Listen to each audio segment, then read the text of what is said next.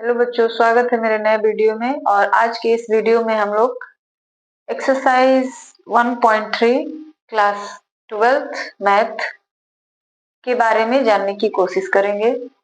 और class 12th का जो मैथ है एक्सरसाइज 1.3, उसमें हमको पढ़ना है फलनों का संयोजन। फलनों का संयोजन का क्या मतलब है? मतलब ये है कि आप दो फलनों को कैसे आपस में जोड़ते हैं। संयोजन का मतलब यहाँ पे जोड़ना ही होता है, ठीक है। तो इसके लिए पहले हमको दो फलन लेने पड़ेंगे, दो फंक्शन लेने पड़ेंगे। तो माना कि दो फलन f such that a tends to b तथा g यहां से such that b tends to c है, तब इनका संयोजन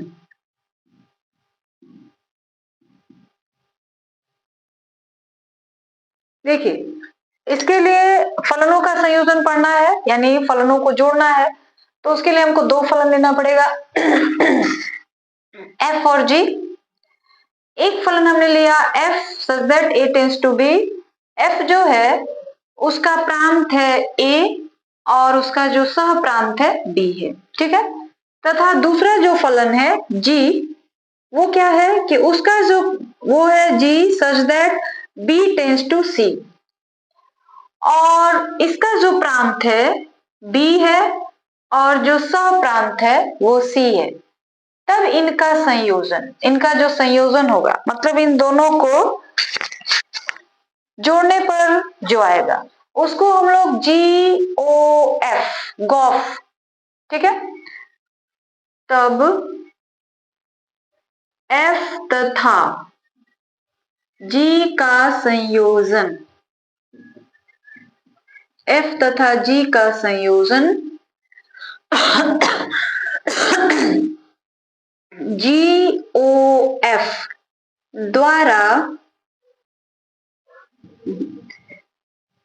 GOF द्वारा प्रदर्शित किया जाता है। अब ये GOF क्या है? तो मान लीजिए कि जो हमारा फलन है पहला FA to B, तो वो है, मान लीजिए यहाँ पे A है और यहाँ पर जो है B है, ठीक है, और यहाँ पर जो है C है। तो जो पहला फलन है f such that a tends to b, वो क्या है? a से b में आ रहा है, यानी उसका जो प्रांत है वो a है और जो सह प्रांत है वो b है। लेकिन जो दूसरा फलन है g, उसका प्रांत है b और सह प्रांत है c। तो जो GOF होगा, गॉफ होगा, वो कैसा फलन होगा? A to C। आई बात समझ में?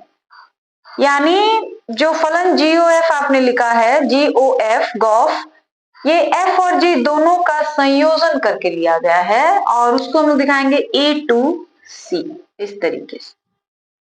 आगे बात समझ में? और अगर इसी का उल्टा कर दिया जाए तो क्या हो जाएगा? FOG, फॉग जिसको कहेंगे, such that C tends to A। इतनी सी बात समझ आई है? क्या है? माना कि दो फलन f such that a tends to b तथा g such that b tends to c है, तब इनका संयोजन GOF क्या होगा? A to C, और उसका अगर उल्टा करा जाए FOG तो वो हो जाएगा C to A।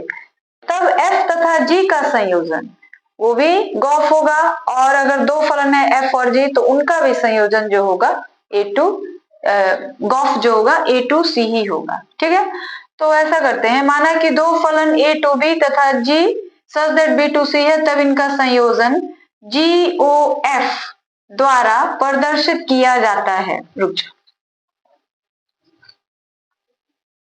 GOF द्वारा प्रदर्शित किया जाता है, किया जाता है, ठीक है। और GOF किस तरह से डिफाइन होता है, ए से लेकर सी तक। अगर उसका उल्टा करा जाए यानी FOG, तो ये क्या हो जाता है C2A। यानी जब उल्टा करेंगे, देखिए यहाँ पे क्या था, GOF दो फलनों का संयोजन है, जहां पे प्रांत क्या है, A है, और सह प्रांत क्या है, C है। लेकिन जब हम लोग इसका उल्टा करेंगे तो क्या हो जाएगा, प्रांत हमारा C हो जाएगा और जो सह प्रांत होगा वो A हो जाएगा। इतनी सी बात क्लियर है। तो ये है हमारा फलनों का संयोजन। जब भी दो फलन होंगे और उन दोनों को हमको आपस में जोड़ना है, जोड़ने का मतलब ये नहीं ऐड नहीं करना है, संयोजन यानी मतलब जोड़ना है, उनको एक साथ दिखाना है, तो उसके लिए हम लोग यूज करते हैं GOF। और GOF such that A tends to, जैसे एक फलन है हमारा F such that A to B, उसमें हमने प्रांत दिखाया है, सह प्रांत दिखाया है, तो वही जो गॉफ है वह भी एक फलन है, और उसका प्रांत क्या है, परिसर क्या है, वो भी आपको बताना पड़ेगा। तो GOF such that A tends to C, यानी इसका प्रांत जो है वो क्या है, A है, और इसका सह प्रांत जो है वो C है। जब उल्टा करेंगे तो क्या हो जाएगा, FOG, इसका जो प्रांत हो गया C हो गया, और सह प्रांत जो हो गया वो A हो गया, ठीक है। इतनी सी बात क्लियर है। अब इसको हम लोग इस तरीके से भी दिखा सकते हैं, देखिए GOF X इस तरीके से भी, ठीक है। अब इसको हम लोग क्या लिखते हैं, इसको हम लोग इस तरीके से भी लिख, देखिए GOF जो था ना, इसको इस तरह भी लिख सकते हैं या फिर ऐसे भी लिखते हैं। इसको हम लोग क्या करेंगे, O, तब यहाँ O का मतलब है कंपोजिशन, संयोजन। O यहाँ पे हमने लगाया है, यानी हम दो फलनों को आपस में जोड़ रहे हैं, संयोजन हो रहा है दोनों का। और वो दो फलन कौन कौन से हैं, तो G और F हैं। इतनी सी बात क्लियर है। इसको आप इस तरीके से भी लिख सकते हैं, और तब क्या हो जाएगा, ये जहां X बिलोंग टू A। इतनी सी बात क्लियर है कि दो फलनों के संयोजन को हम लोग किससे प्रदर्शित करते हैं, गॉफ से। और जैसे फलन को आप दिखाने के लिए एक प्रांत दिखाते हैं, एक परिसर दिखाते हैं, तो यहाँ पे भी प्रांत और परिसर आपने दिखाया है। ये प्रांत प्रांत और सह प्रांत, तो ये प्रांत हो गया और यह जो है सह प्रांत हो गया। उल्टा किया गया तो यह प्रांत हो गया और यह जो हो गया परिसर हो गया। आई बात समझ में, इतनी सी बात क्लियर है। चलिए अब हम लोग अगला जो है वो पढ़ेंगे कि जो गॉफ है या जो फॉग है, उनका कब अस्तित्व होता है और कब अस्तित्व नहीं होता है। आई बात समझ में। तो चलिए देखते हैं F और G के संयोजन का अस्तित्व कब संभव है कब नहीं। इसके पता लगाने के लिए हम लोग इसके गुणों को देखना पड़ेगा, इसके गुणों को जानना पड़ेगा कि जो दो फलनों का संयोजन होता है उसके गुण क्या क्या होते हैं, ठीक है। तो दो फलन है F और G, उनका संयोजन जो होगा F और G का, उसको हम लोग गॉफ कहते हैं। और G और F जो फलन होंगे उनका संयोजन जो होता है फॉग होता है। तो देखिए F और G फलनों का संयोजन का अस्तित्व तभी संभव है जब F का परिसर और G का प्रांत दोनों आपस में बराबर हो। यानी गॉफ जो होगा तभी हम निकाल पाएंगे जब पहले फलन का परिसर और दूसरे फलन का प्रांत दोनों आपस में क्या होंगे, बराबर होंगे। दूसरी प्रॉपर्टी है कि G और F का संयोजन अर्थात फॉग का अस्तित्व तभी संभव है जब G का परिसर और F पहले वाले फलन का प्रांत दोनों आपस में बराबर हो, ठीक है।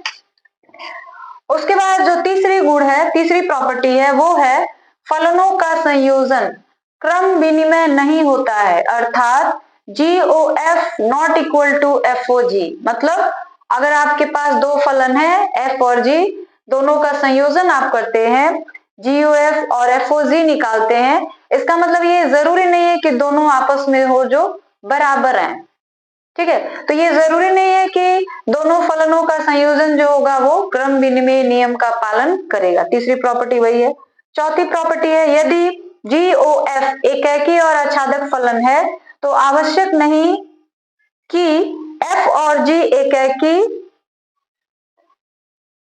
और आच्छादक हो। मतलब कहा यह जा रहा है कि अगर दो फलनों का संयोजन, मतलब एफ और जी दो फलन है, उनका संयोजन यानी गॉफ एकाकी और आच्छादक है, तो ये जरूरी नहीं है कि जो दोनों फलन अलग अलग थे एफ और जी वो भी एकाकी और आच्छादक होंगे।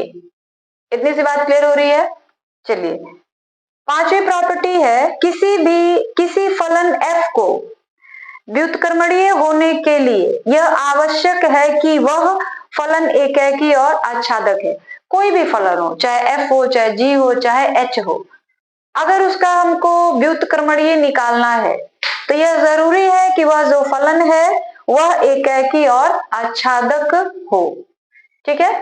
अब जो है तीन फलनों का संयोजन किस तरह किया जाता है, तो तीन फलनों का संयोजन, मान लीजिए तीन फलन है f such that x tends to y तथा g such that y tends to z और h tends to z tends to s such that हो, तो तीन फलनों का संयोजन किस तरह होता है, h of GOF is equal to h of g of, अरे बात मतलब तीन फलनों का संयोजन जो होता है उसको हम लोग इस तरीके से दिखा सकते हैं, रिप्रेजेंट कर सकते हैं। दो फलनों का संयोजन तो हो जाएगा गॉफ या फॉग, तीन फलनों का संयोजन हम लोग इस तरह दिखाते हैं। तो यहाँ तीन फलन है, एक एफ है, जी है और तीसरा एच है।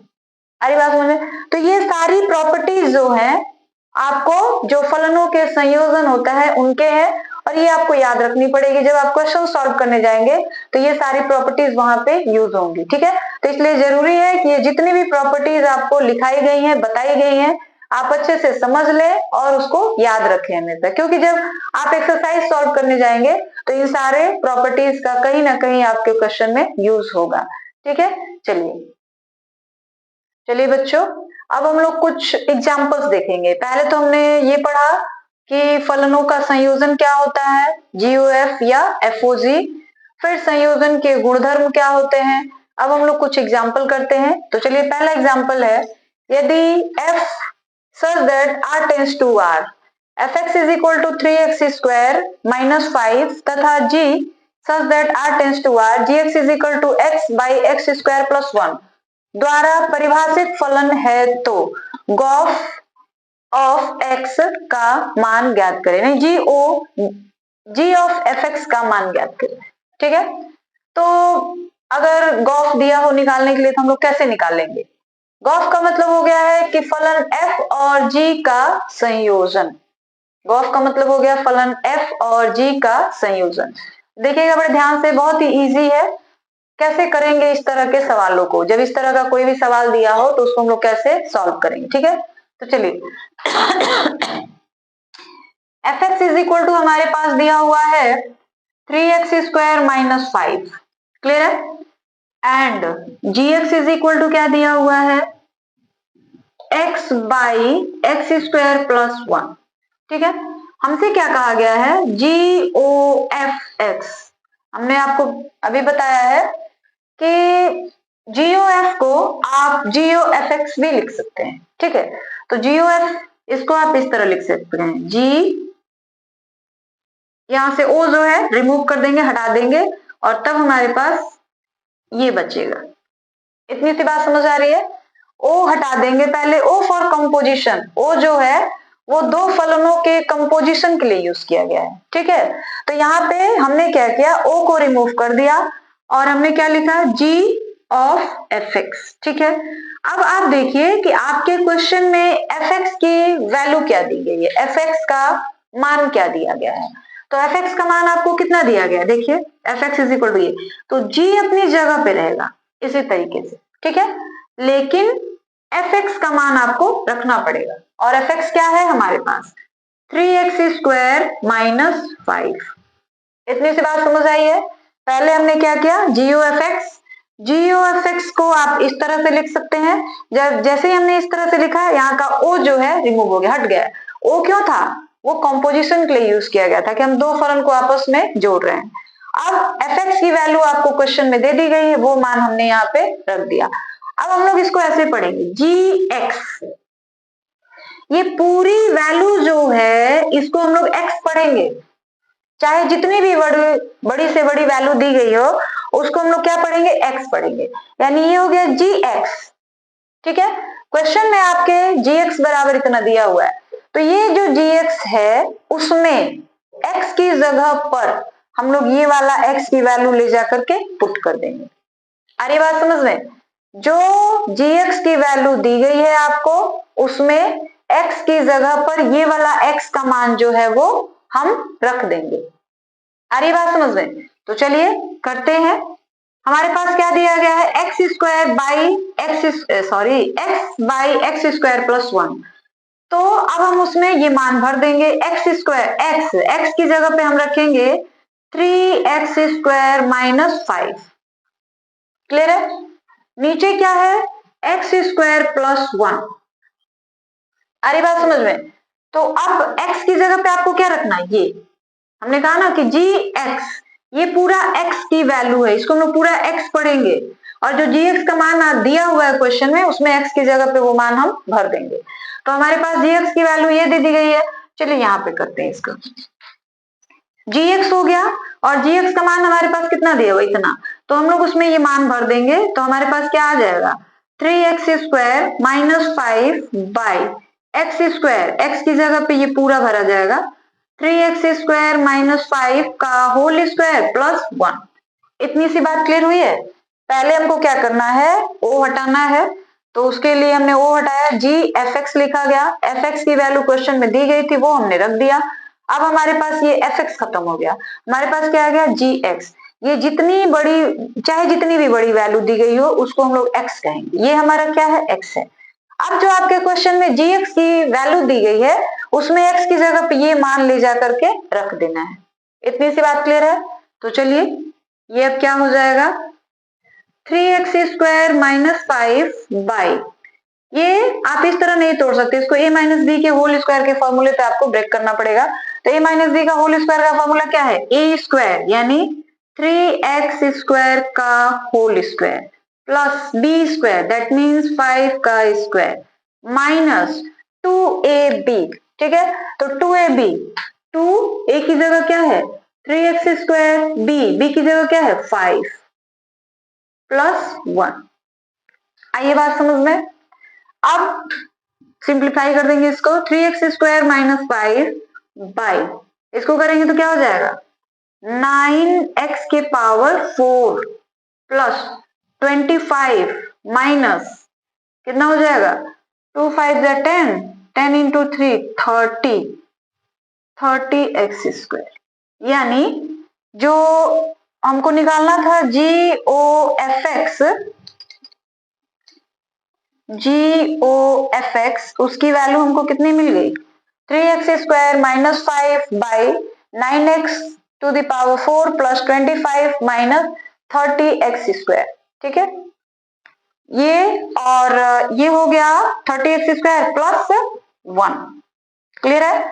तो अब ये क्या हो जाएगा, GOFX is equal to 3x² minus 5 by 9x to the power 4, इसको हम लोग आगे कर ले रहे हैं, माइनस 30x² प्लस 25 और प्लस 1 कितना हो जाएगा 26। This is your answer. आई बात समझ में? तो किसी भी क्वेश्चन में, चाहे वो किसी भी तरह का क्वेश्चन दिया हो, उसमें जो है आपको GOF निकालना होगा, GOFX, तो उसको हम लोग इसी तरह करेंगे। ठीक है, O हटा देंगे और FX, तो G O हट गया, FX हो गया। अब FX की वैल्यू क्वेश्चन में दी गई थी, हमने रख दिया। अब ये GX हो गया। अब हम लोग इसको इतना नहीं पढ़ेंगे, केवल X पढ़ेंगे, चाहे जितनी भी बड़ी वैल्यू दी गई हो उसको X मान लेंगे। ठीक है, तो GX हो गया। अरे बात समझ में? अब ये GX हो गया, तो जो GX की वैल्यू दी गई है क्वेश्चन में उसमें X की जगह पे ये वाला मान हमको ले जा करके रख देना है। रख दिए, उसके बाद उसको सिंप्लीफाई करना है, बस इतना सिंपल है। ठीक है।